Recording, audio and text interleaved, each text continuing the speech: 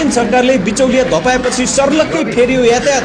एकैछिनमा काम सकिएपछि सेवा गराई जेल परे। ठ्याक्कै भन्नुहोस् कति काम सक्यो, कति टाइममा मेरो सक्यो? काम लगभग 10 मिनट भयो। अब सिद्धिसक्यो। अब मलाई लाग्छ 2-3 मिनट काम बाँकी होला। तपाईँले सेवा चाहिँ सहज रूपमा पाउनु भयो कि भएन?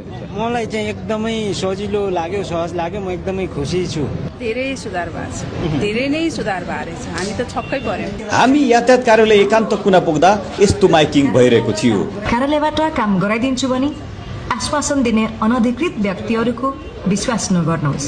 यदि कसैले त्यस्तो गरेमा कार्यालय वा प्रहरीलाई जानकारी गराउनुहोस्। हजुरको शुभ नाम छ? मेरो तुलसीराम ढका। कहाँदेखि आउनुभयो? म त यही काठमाडौँ हो, काठमाडौँ टोखा 5 बाट। के को लागि आउनुभयो? म लाइसेन्स रिन्युको लागि। ठ्याक्कै भन्नुहोस् कति काम सक्यो, कति टाइममा मेरो सक्यो? काम लगभग 10 मिनट भयो। अब सिद्धिसक्यो। अब मलाई लाग्छ 2-3 मिनट काम बाँकी होला।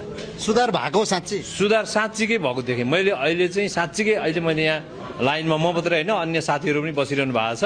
उहाँहरूले नि महसुस गर्नु कुरा पनि गरिरहनु भएको थियो क्या। यस्तो भयो भने त हामी सेवाग्राहीलाई योभन्दा राम्रो सुविधा त कहाँ दिन सक्छ, कसले दिन सक्छ भन्ने कुरा भइरहेको छ। यस्तै काम गर्यो भने यो सरकार चाहिँ तपाईँको 5 वर्ष होइन 10औं 20औं वर्षसम्म अगाडि जान्छ भन्ने मेरो विश्वास छ।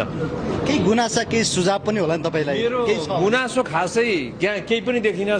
बिचौलिया नहुँदाखेरि चाहिँ सेवाग्राहीमा समस्या हुन्छ, उनीहरूले प्रोसेस बुझ्दैनन्, झन् गाह्रो छ होइन भन्ने एउटा मान्यता पनि छ। धेरै मान्छे त्यो सोध्छन्। तपाईँले त कतिको गाह्रो भयो? त्यो होइन। त्यो एउटा कुरो के हो भने हामी आफै सक्षम भइसकेपछि बुझ्दै गएपछि यहाँ कुनै पनि र यहाँ फेरि कस्तो देख्यो भने गेटैमा माइकिङ गरेर फलान ठाउँमा जाने यसरी जाने भनेर गरिराखेको छ। यहाँ तपाईँले पोस्टर हेर्नु हो भने नवीकरण गर्ने 101 देखि 8 मा तपाईँको अन्त्य हुन्छ भनेर लेखेको छ।